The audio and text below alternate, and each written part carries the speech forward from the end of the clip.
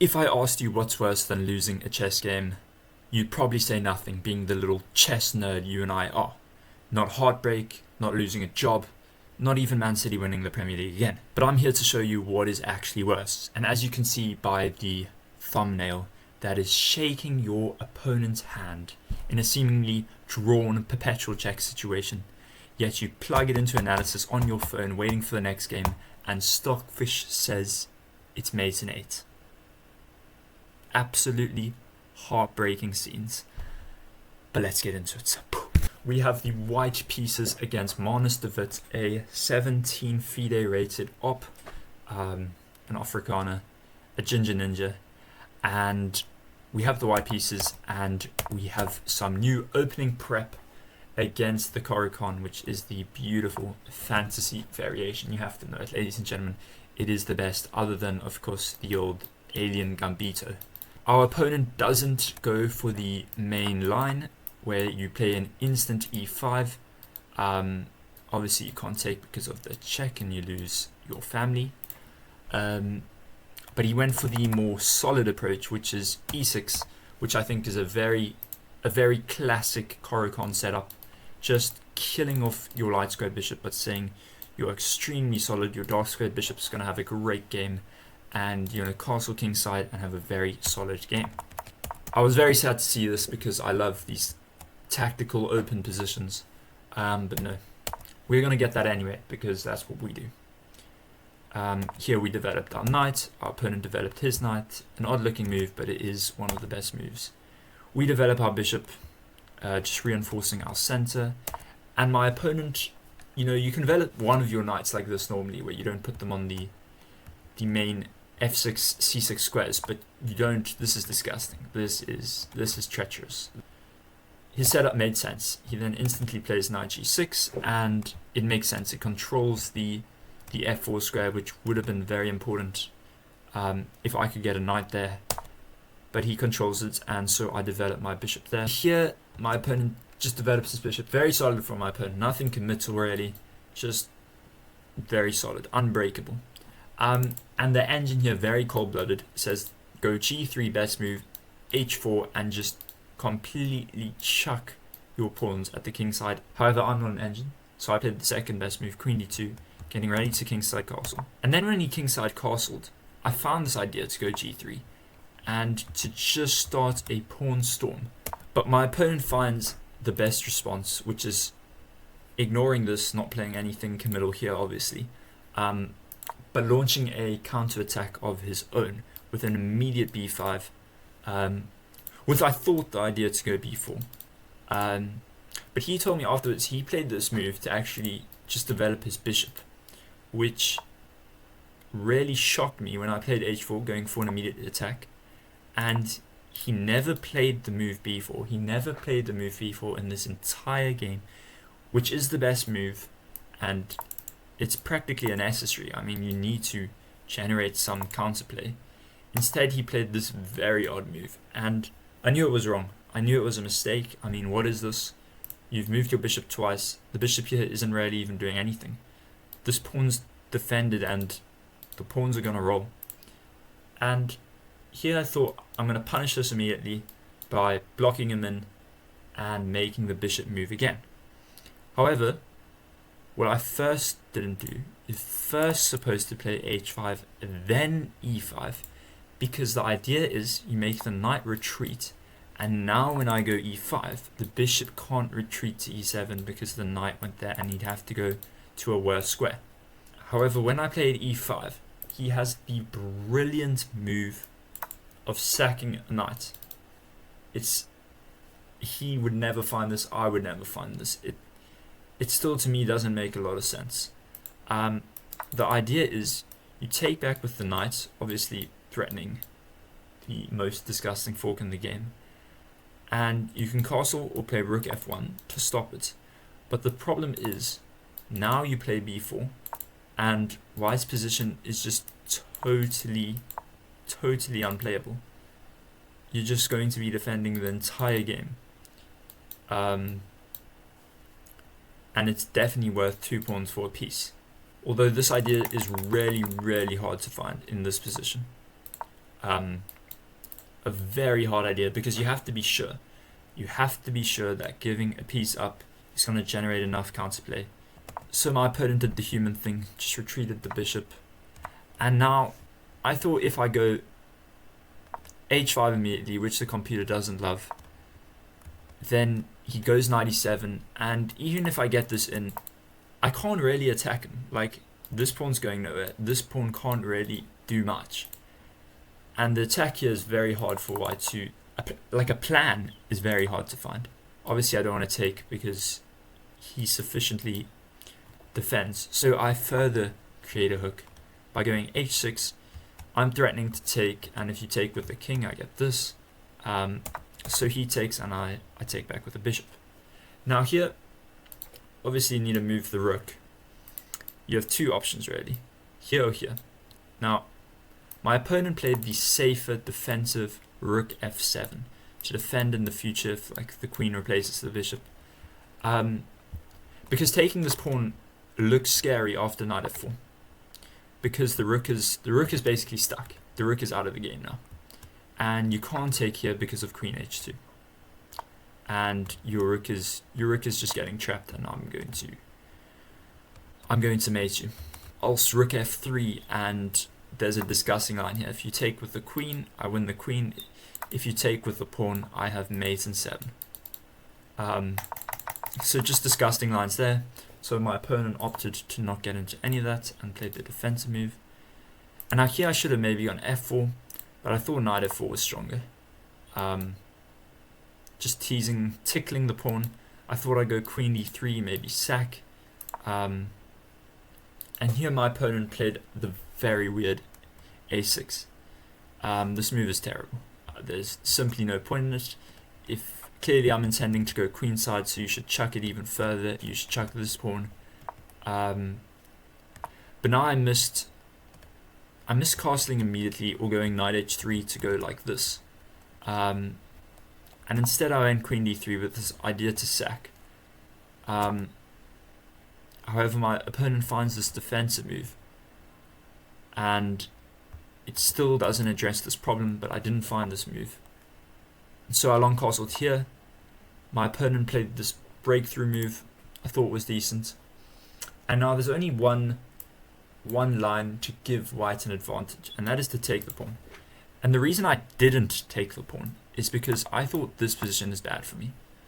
I thought here I've lost the central pawn, which is holding black into a very passive position, fixing his pawn structure.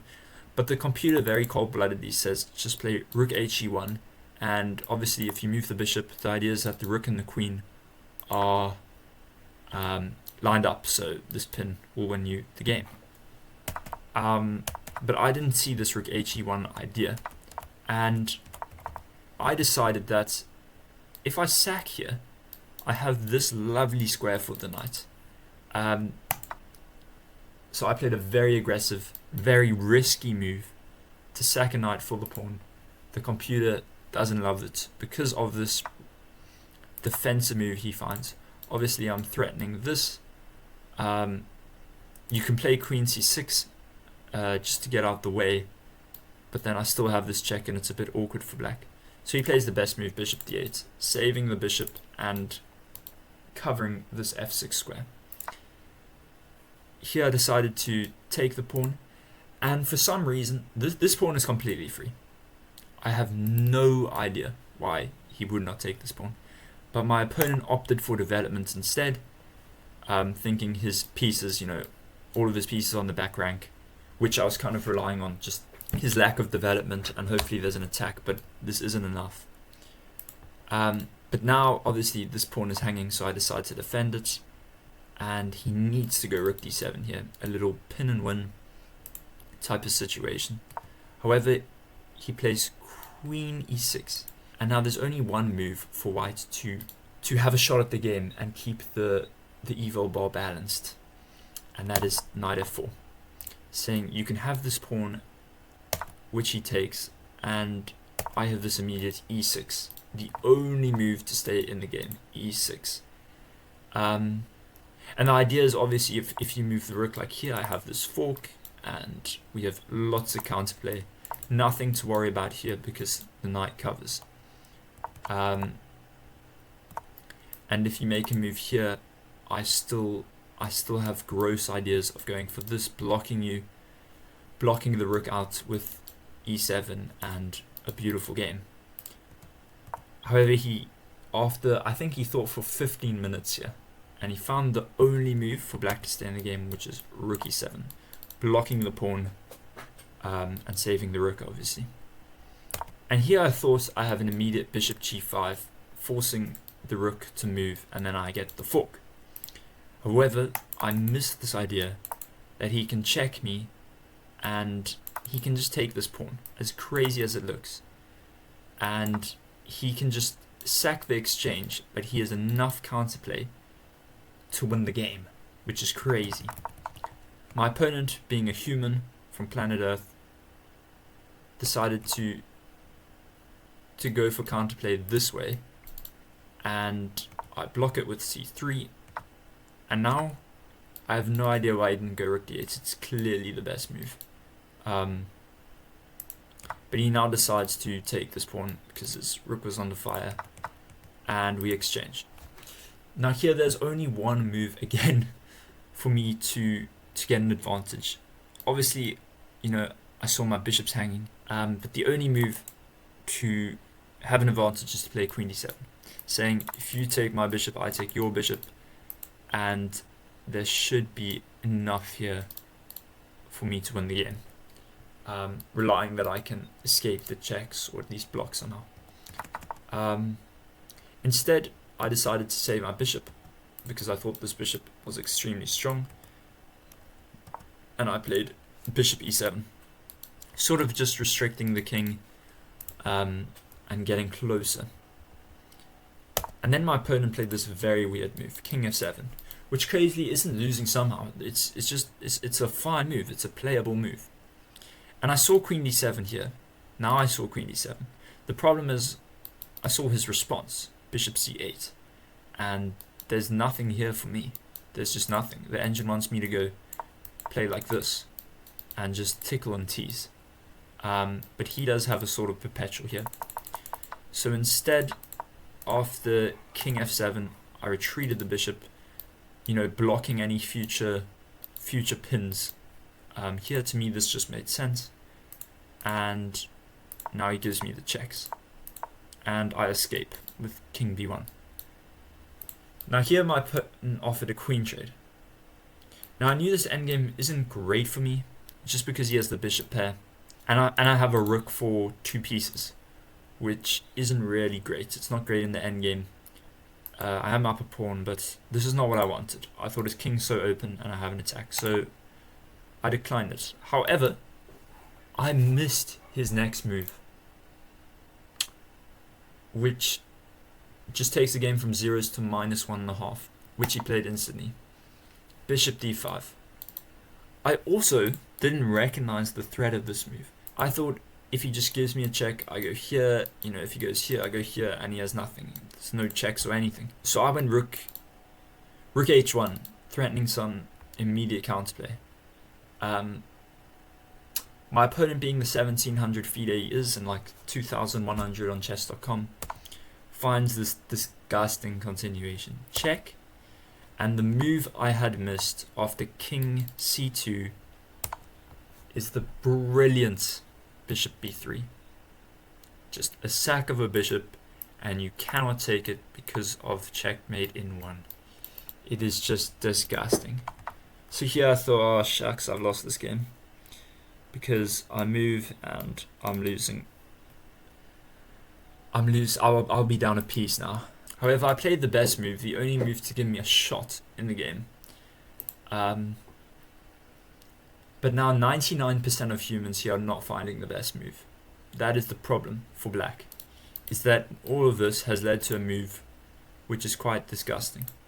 Obviously you need to consider that the queen's under fire, you can take a rook, you can give a check, which is a line which black is winning in.